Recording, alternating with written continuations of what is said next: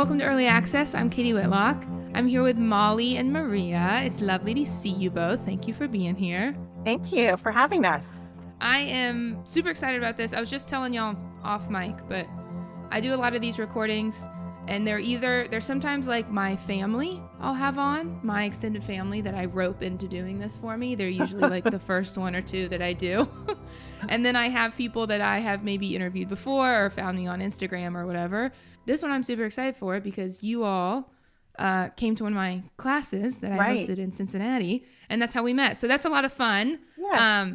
I always really, really like it when I meet people through the classes I do. I think it's a special, it leads to a special episode. So thank you both for being here. I'm going to have you both introduce yourself. Molly, I'll start with you. If we can. If you can just kind of go over a little bit about who you are, what you do, and then like your journey with the Enneagram, kind of how you know about it, your family's journey with the Enneagram, all of that stuff.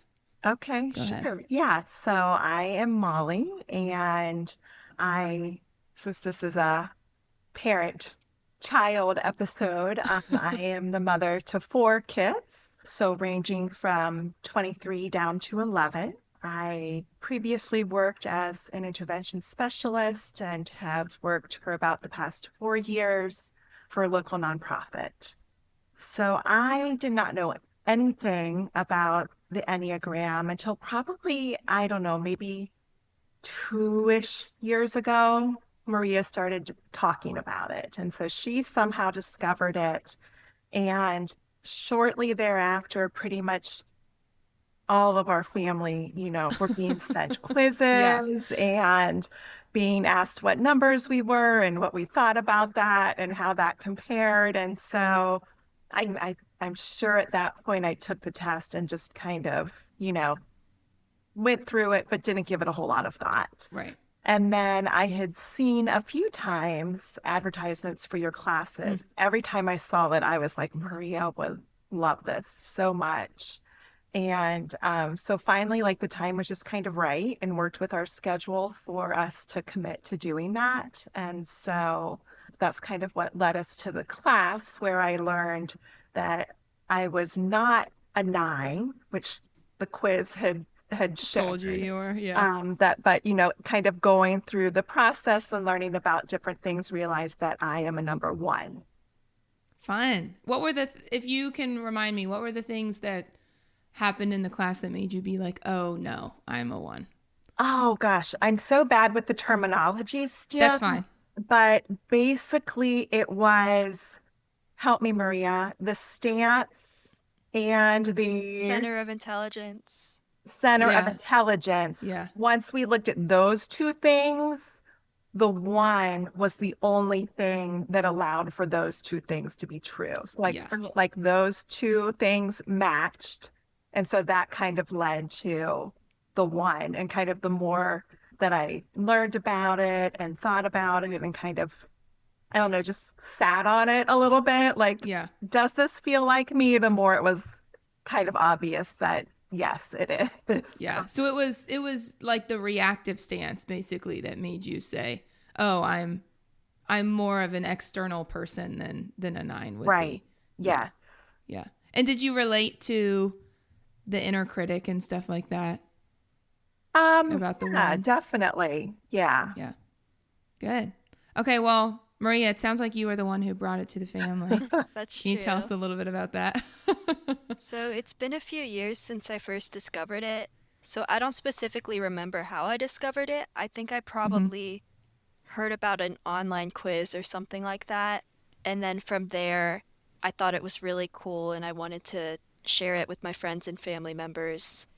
And then I started reading different books and different journals that had to do with it. And I kind of moved like beyond the quizzes and just wanted to learn more about what it actually is and how it applies to my life and my family members' lives. And then we did the class and I felt like I got to learn a lot more of the technicalities of it.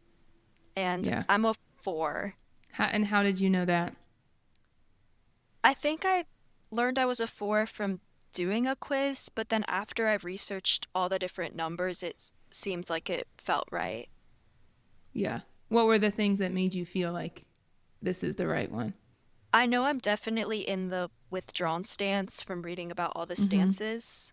So that just leaves three numbers. And then when I look into all of those, I think the four traits match me.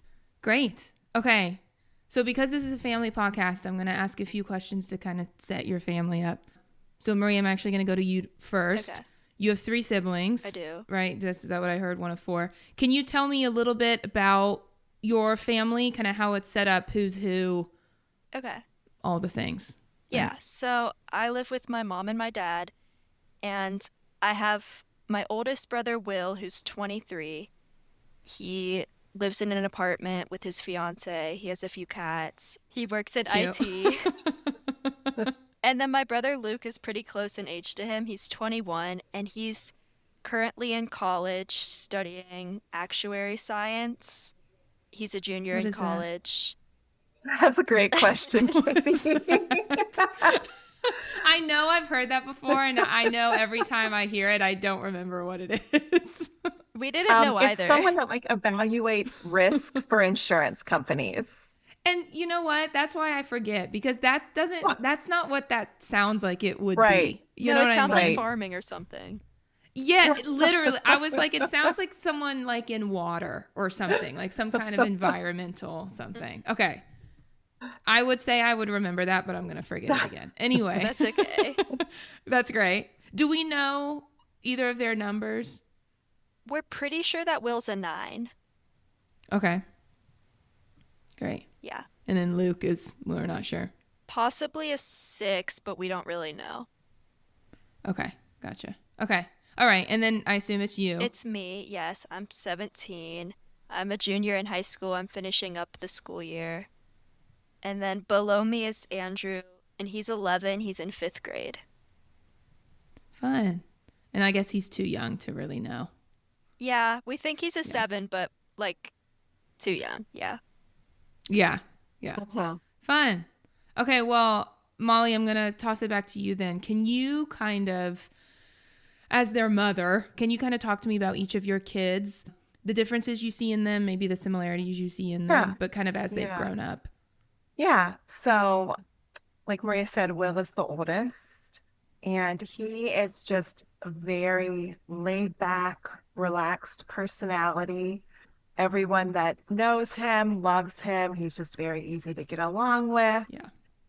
He is also very kind and caring, though. Yes. Like, he is he will text me almost every day, what's going on, Mom? What are you doing? And then actually like respond back and forth. Right. He's not just Right. Right. here are my 3 words of the day and I'm done. So like, he's a good listener. He's interested. But like I said, he just always, my husband and I always just kind of joked, like everything works out for Will. Like, Right. he Literally.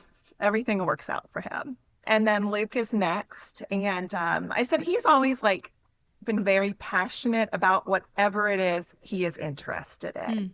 So like through his childhood, teen years, like he always would kind of have different things that he'd be very focused and interested in and really like enjoy sharing those with people. And I've always felt like if you can like connect with Luke and like laugh together with Luke, that is one of the best like feelings in the world. Yeah. Like he isn't always the easiest to connect with, I think, for people that don't know him well. But once you do, like once you're in, you're in. And he can be a very deep thinker, and he's also someone that really like has his opinions on like right and wrong and fairness. So, which with me that can be, hopefully we're in agreement on that. I was just about to ask, is that good or bad with a 6 and a 1 in the same? Yeah. I mean, I think we've definitely had challenges, over the years with that. Right. But I don't know. I think he's learned more as he's gotten older, kind of like where to challenge and where to let things go. Maybe, right, Maria? Yeah, me and Luke we've talked about this in the past. Yeah. What about it? Just kind of knowing boundaries, when to bring things up to Mom and when to not. Were you the one trying to be like, stop, you need to know better? No, he was kind of the one who was talking about it from his perspective. from his learned perspective. Mhm. Yes. Yeah, as your older brother. Understood. Okay, great. Yeah. And then Maria, like she said, she is a 4. So she is our very creative, artsy girl, always has been, whether it's, drawing, painting, theater, singing, always loved creating and performing. She's very well spoken, but can also be very reserved. So I think that kind of goes along with her number as well. Yeah. She loves pop culture. She's very thoughtful in her decision making. So that can be like a long process for her. She is not quick to make a decision. And I think sometimes maybe she puts a little too much thought into things. A Uh, little too long to make a decision. yeah, yeah. And she's very sweet, but she can also be very sassy. And she was, Yeah. we called her Shoogie Boogie because she was one or the other. And so, yeah, that's Maria. And then her youngest brother is Andrew. And like we said, he's, 11. So we're not real sure where he falls. Right. But he is just very energetic. He is our outdoors lover. He would like to be outside every minute that he can, just kind of running through the neighborhood. He really enjoys helping people. He's a hard worker for like outdoor tasks or like heavy lifting, those types of like physical things. He likes to use his body. He also has kind of strong beliefs sometimes about things that are right or wrong. Like Sure. he can get very emotional if he thinks like one of us has done something wrong. So he will voice that. Yeah. Yeah. It So sounds like you have a lot of like justice orientation in your house. Like a I lot think of so. Yeah. Cool. Okay. My last question, Maria, I'm going to throw it back to you. Okay. Can you so this is fun because you're 17. Most of the girls I talk to about this are like more my age, so like 25 to 30-ish. Okay. And so they can kind of go through their teenage years because they've already done them. But can you kind of walk me through your relationship with your mother over the course of your life? I don't know. You might be in the middle of teenage stuff, whatever. But can you kind of walk us through your specific relationship with your mother? I imagine being the only 2 girls in the house has been helpful to bond. Yeah. But go ahead. As like a toddler and young child, I was like very attached to my mom. I don't really remember this well, but people like to bring it up and tell me like I was Really? a parasite to her. And like Yes, I called her my little parasite. like I was always wanting to be next to On me. her and doing whatever Right, like she was physically. doing. I really don't remember that, but that's what I've heard. Mm-hmm. So I don't really know when a shift happens because I don't remember anything to begin with. Right. But I think as I became more of like a preteen and then like a teenager, I became more independent and just in general, not with her specifically.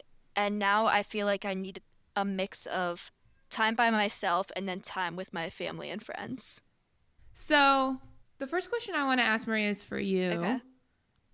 And I just talked to another 4 daughter who was the only daughter. So she had 2 brothers. You have 3 brothers.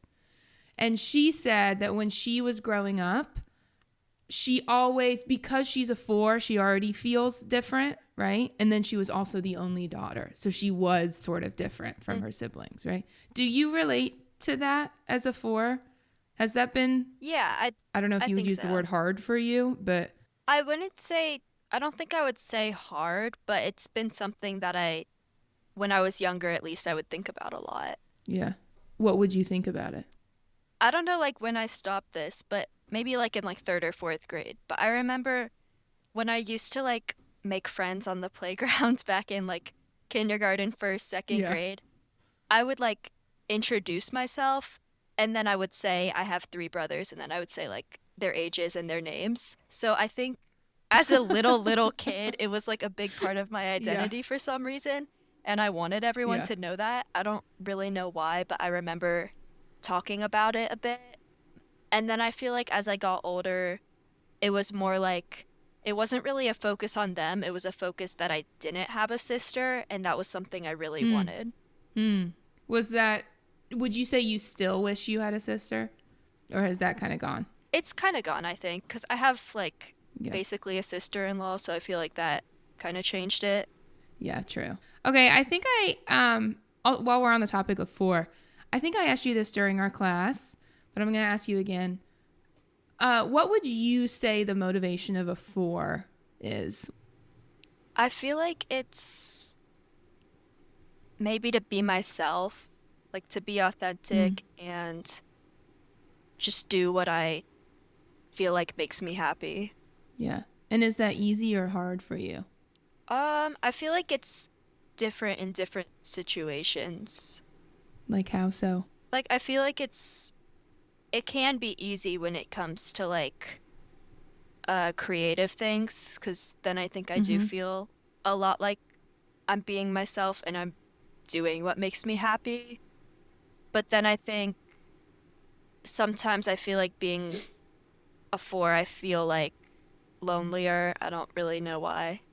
I hear a lot of 4s tell me that I keep feeling like I'm being like when they were your age. You're 17. That's like that's like almost an adult. But they would say the same thing. They were like, I remember being a teenager and I didn't really know why, but I just had these periods of like feeling really lonely. But then finding like they're all musicians or whatever, so they like go join a band and like be able to talk about it there or Mhm. whatever. Molly, I'm gonna ask you, since we're talking about Maria's 4ness. When she was a little girl, you Mhm. kind of mentioned it earlier.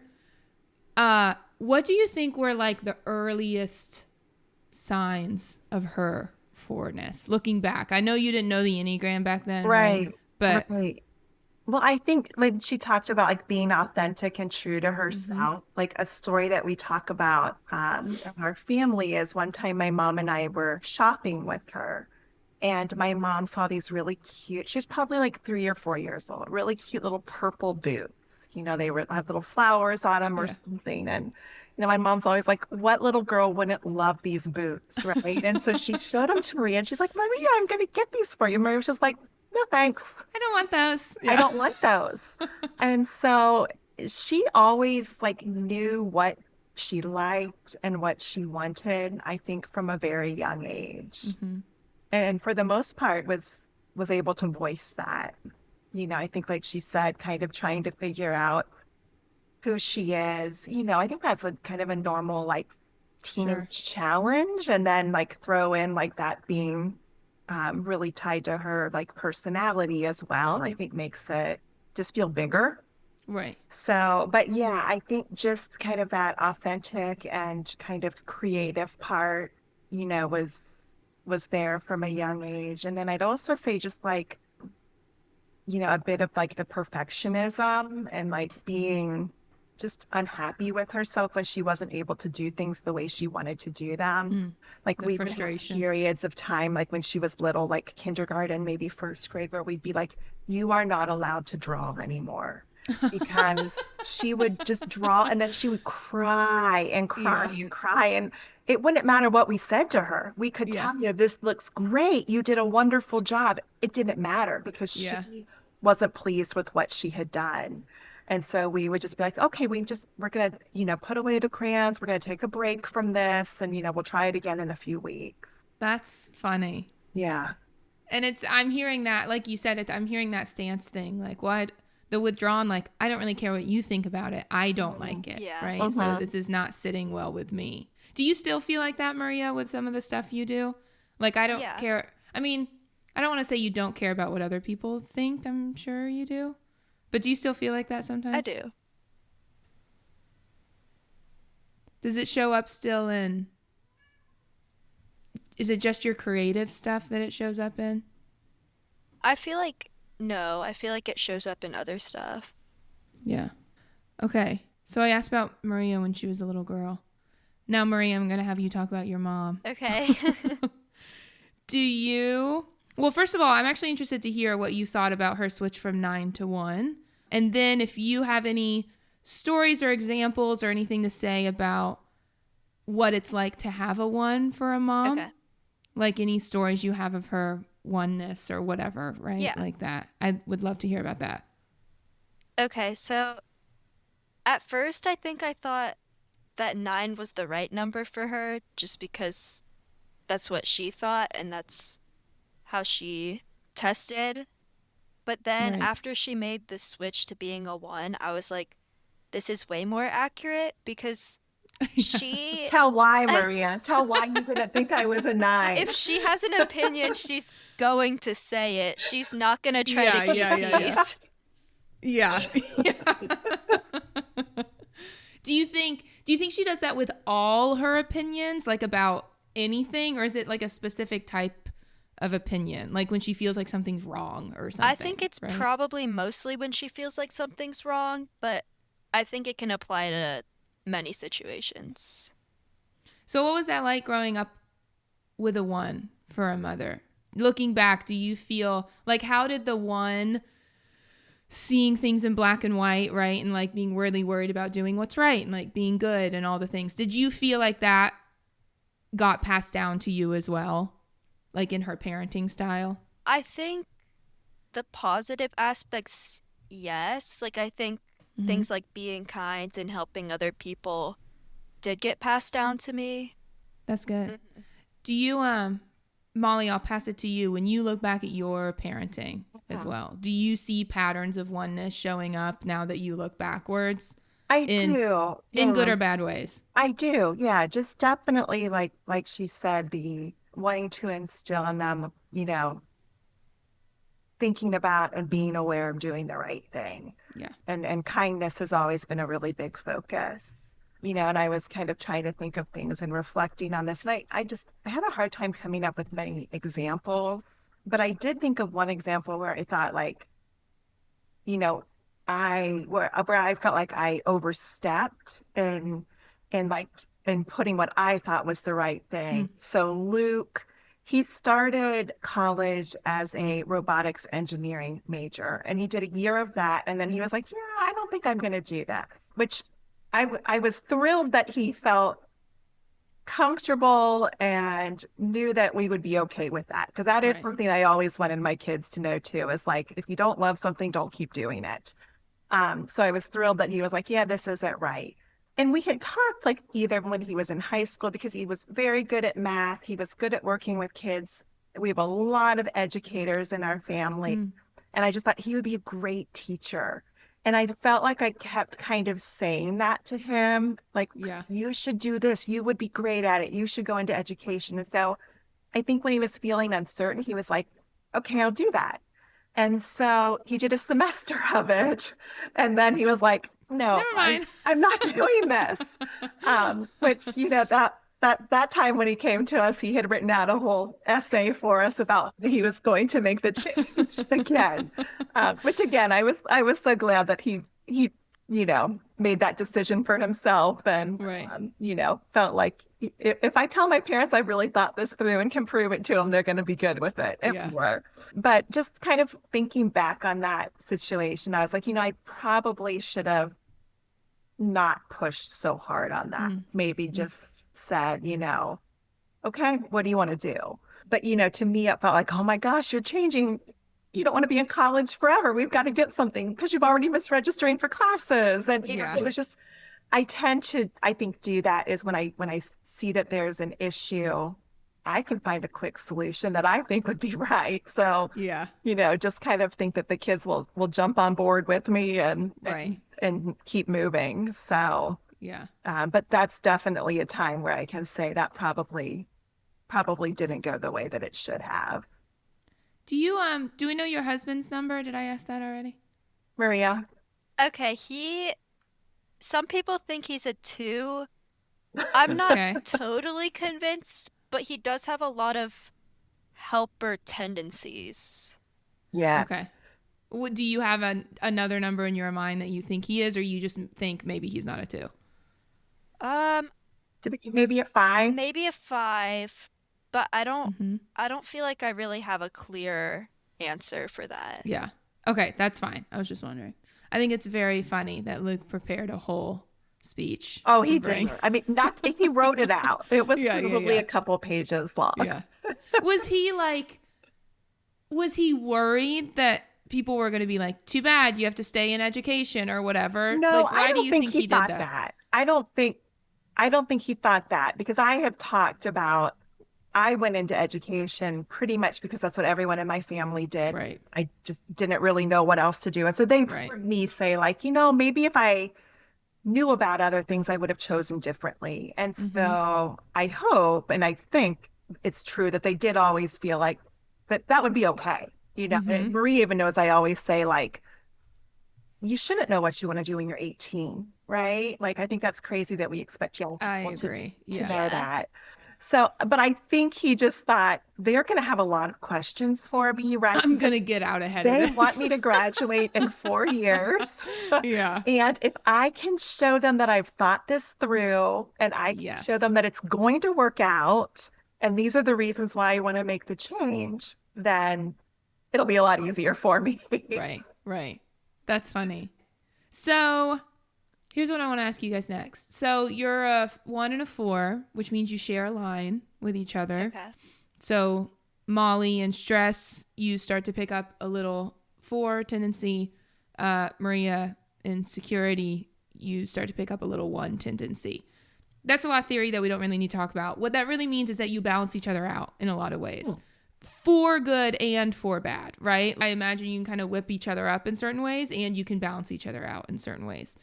Do you think that is true of your relationship? Do you see things in the other person that you feel like really, really balance you out? And if so, what are they? Yeah, I can say I think Maria does balance me out at times because she helps me to kind of slow down Mm, sometimes. Kind of just slow down, look around, notice things, not be so quick to make decisions, which, is something I said that I yeah, do. So I think that can be a balance, but it can also be a frustration. It goes both ways, probably right, depending on how healthy or not I am right.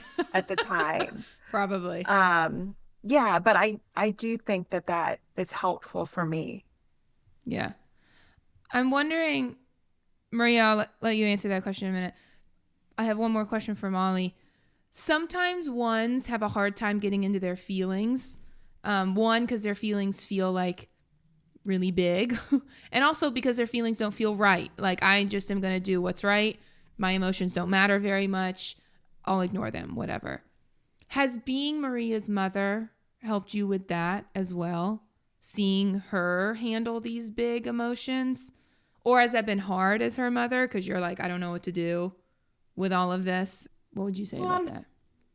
I wouldn't say specific to Maria. I think just because dealing with some of her siblings, I would say almost there have been like more challenging emotional Hmm. things that have happened than with her.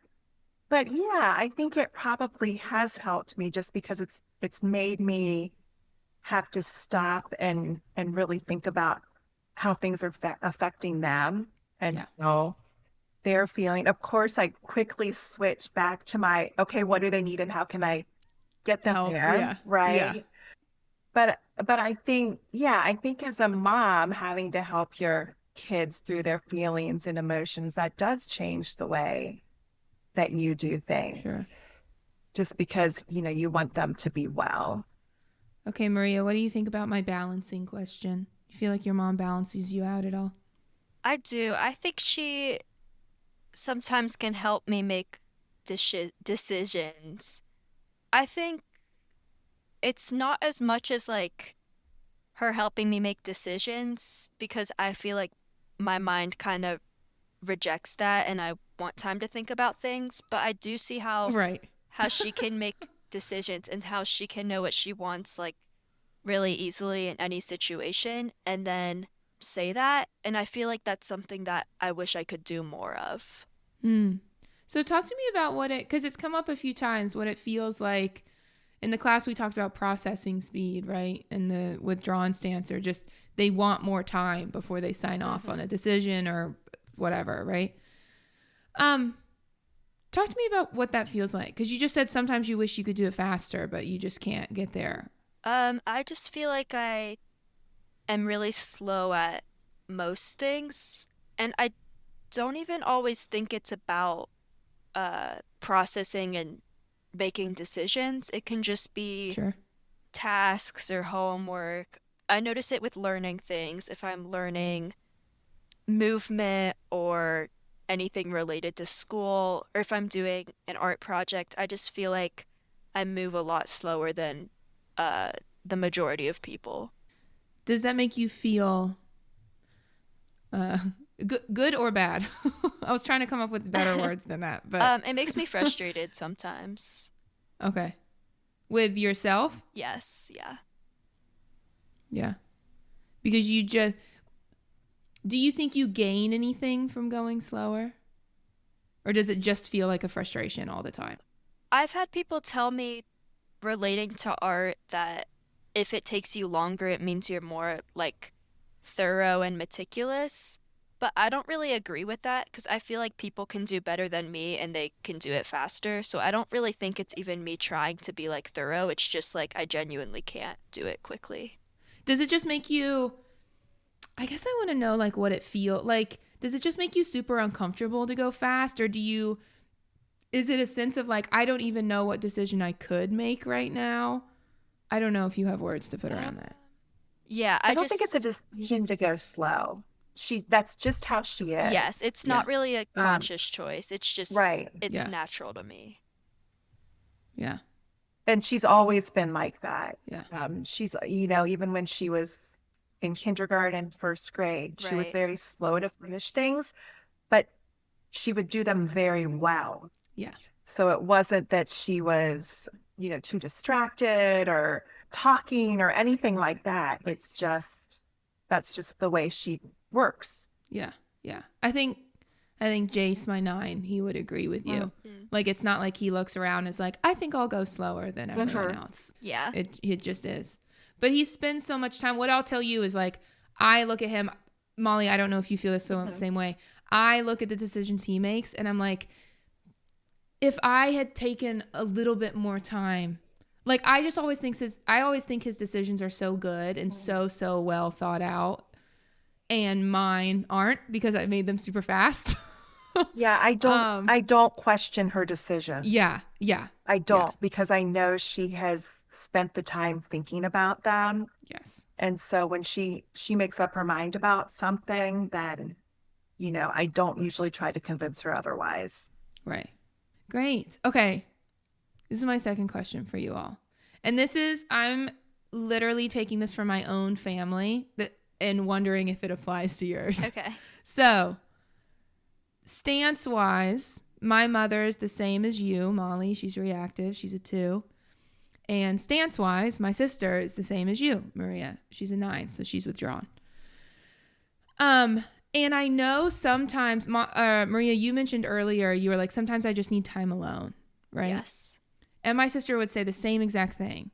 And because my mom is a connector, she's a 2, sometimes that is hard for her. She doesn't understand why Elena needs time alone. And so I'm wondering, Molly, you might say not at all, that's not like us, because again, you're an action person, you're not a connector as much like my mother is. But do you see that in your relationship as well? Yeah, it's definitely been hard. And I think it's partially, like she said before, and I would still say we are very close. I think we have a very good relationship.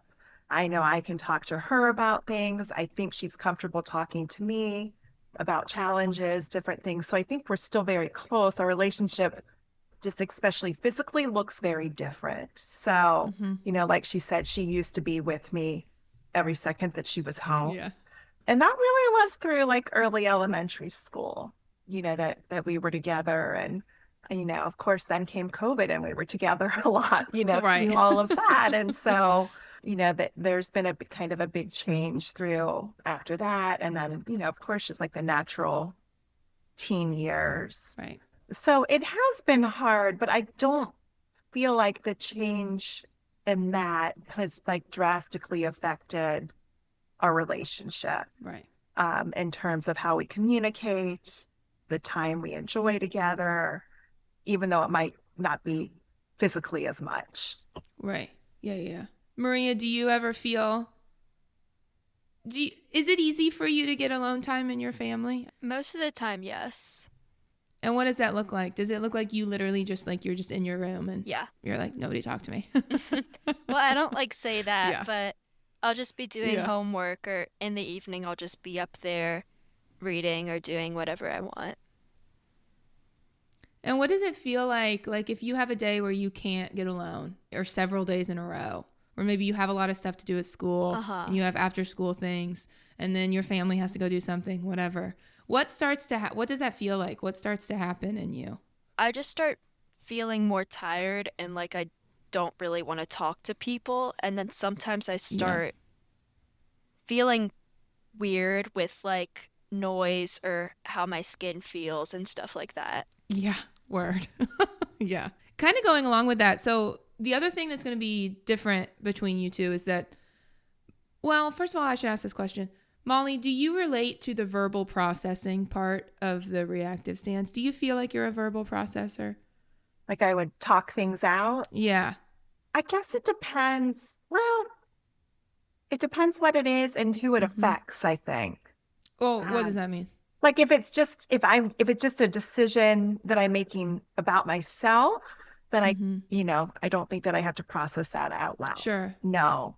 But I do usually want to kind of talk things through with somebody if it's affecting them. Yeah. Who in your family, does your family want to talk things out with you? That's what I'm asking. With usually? me? Yeah, with you. Do you feel like your kids are, that's easy for them to do? Or I do would you say feel like... Will definitely might want us because he'll bring up different things that he's going through and talk about. Luke is definitely, if he's here, he's more likely to do so. Yeah. If he's not here, we don't hear from Luke a lot when he's not here. Got it. He's definitely more of our, few word response to a text. And then you're probably not going to hear from him for a couple of days. Yeah. So no, he doesn't really, call to talk things out. But if he's here, then, definitely we'll sit down and talk about what's going on. And I do feel like he would, if he had something that he needed help with, would talk to us. And I think Maria does. And then, Andrew's still little, so yeah, Andrew's a lot. He doesn't really verbally say that. But yeah, when he's going through it, we know and try with him. Maria, do you think of your mother as a verbal processor? I do think so because, like, if we have a day coming up that's busy at dinner when we're all together, she'll be like, okay, everyone, listen up. This is what's happening. At 7 o'clock, we're going here. And then at 10, we're going here. And she'll just go through everything with everyone. That's true. That's true. That's fair. To be fair, you have a lot of people to herd around. Right. Yeah. Yeah. Maria, I want to ask you a little more about being a 4. Okay. So you're about to go into your senior year. True. And then are you planning on going to college after that? I am. Okay. I don't want to assume. Yeah. When you think about what is most important to you I don't know if you've thought about where you want to go to college or the decisions you have to make going into that, like what kind of college you want to go to and stuff like that. But when you think about building your life, because you're kind of at the beginning of starting to build your life, right? Yes. What feels really important to you? That's a really big question. Yeah. But answer it however you want. I think I want to have a job that I can enjoy. Mm-hmm. And what does that mean? What would make a job enjoyable versus not enjoyable? I feel like wanting to be there and liking what you're doing, like actively enjoying it instead of like dreading it. Because I feel like if I'm in that situation, I'm not going to be happy with my life. Sure. And then if that can't be the case, then I want to be able to do things I do enjoy in my free time. Yeah. Yeah. And what sort of things, when you think about a job or a career or whatever, where you're like, oh, I do enjoy being here. What sort of things do you think about? Like, are you surrounded by people? Are you not surrounded by people? Is it a creative job? Is it not a creative job? Those sorts of things. I think I'm definitely more interested in a job where I can be creative. Okay. Because? I know that's where I feel comfortable and where I feel like I get to express myself and challenge myself. Yeah. Do people, because I I hear fours talk about this so differently. Do people come into that? Like, do you want a job with people around or no? I feel like people are probably gonna be part of every job in some capacity. Yeah, that's true. I if you're thinking like, do I want a job where the purpose of the job is to directly interact Yeah, with like people, like connections are like a big, yeah. um I would lean towards no, Mm-hmm. but I feel like I'd want it to be part of in some way, but not something as personal as a teacher or a therapist or something like that. Because, I just I don't think being with people comes like naturally to me.